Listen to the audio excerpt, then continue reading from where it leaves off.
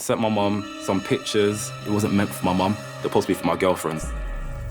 Oh, that's bad. It wasn't PG, shall I say? It wasn't PG. No. What type of pictures are this? This is not appropriate. I would just block my mum from my life.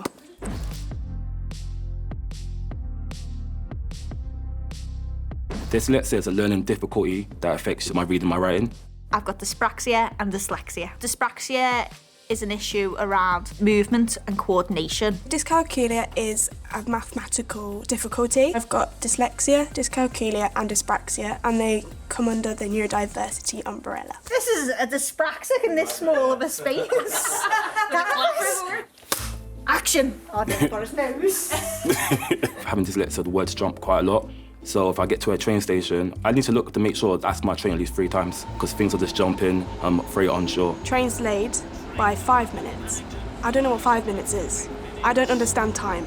So when it's like 5 minutes or 10 minutes, I'm like, what does that mean for my journey? And at the airport, it doesn't help that every 5 seconds it changes. It's a nightmare. And the writing's tiny. Whose vision's 2020? I think friends and partners can help navigate the world. If I was going on a journey, like planning, okay, this is where you're going to get off, you're going to get there at that time, so maybe set an alarm in your phone, you know, if you're going to change trains. So I don't like jump up last minute and I'm like, this is it! Little things like that would make like a huge impact. I can't take phone numbers down. When someone's like, this is the phone number, I'm like, what are you saying? And then I would write the wrong number down and then probably call the person back and it's probably not this person and it's really awkward. In fact, the figure's just like, it's like the dancing in the air. That's how I can see it sometimes, they're not clear. I can't remember names.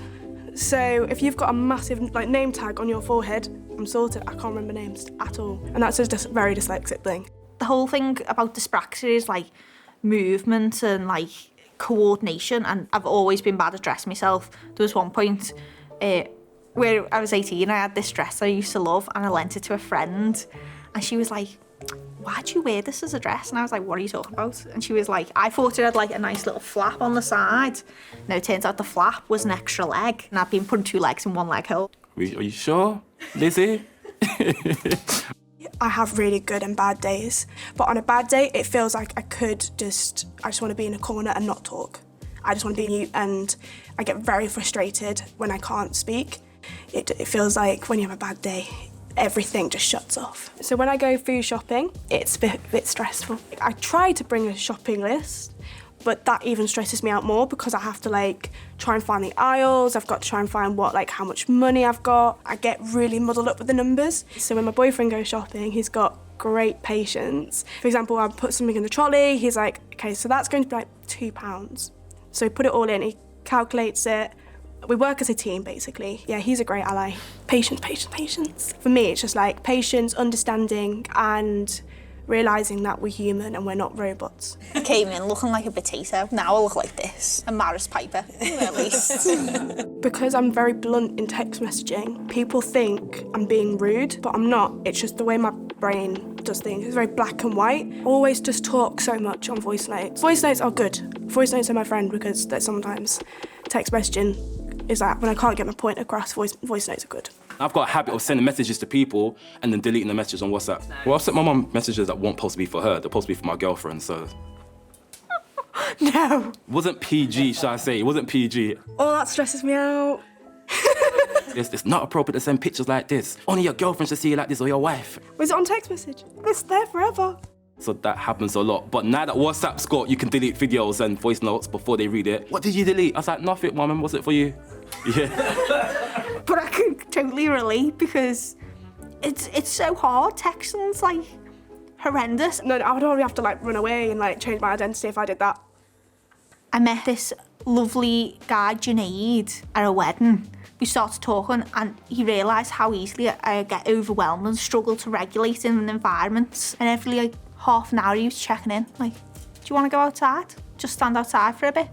And it just makes life so much easier and more accessible.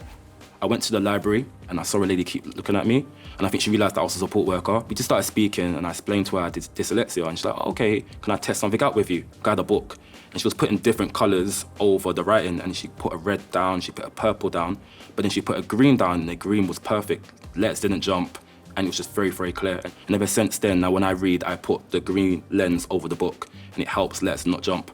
If I'm trying to read something, give me the time to read it instead of butting in. I'm really happy that you're keen to help me. You know, I'm 30, I'm grown now, like, I'll ask you for help if I need it. When I first met my manager, I sat down with him and said to him, if I've got 5 tasks to do, don't throw them all at once. Throw me 1 task, I'll do that, complete it, send it to you. Manager sometimes says to me, before you send that email, send it over to me so I can proofread it. So that's very supportive that I've got a manager that tends to proofread my writing before I send. Doing job applications are so hard for me.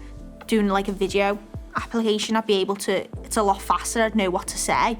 Ask me how you can support me. Don't just assume because I have dyslexia I'm stupid, or because someone's got dyslexia, what you've done for that person, that worked. Everyone's very much different. So I think just ask questions and I can tell you how I could be best supported. We're not stupid, and I really want people to see what we're really good at. Looking into things a bit more, you know, doing your own research on what dyslexia is and learning that, like, it's not going to be the same for everyone, that it is different. Right, that's everything. Yeah. It's a wrap. Thank you so much for watching. It's really hard to live with a non-visible learning difficulty. And what I'd ask is just ask questions. Don't assume, please, just ask us questions and we can tell you the best way to support us. And maybe take the knowledge that you've seen here and just help the people who are struggling around you. That would be great.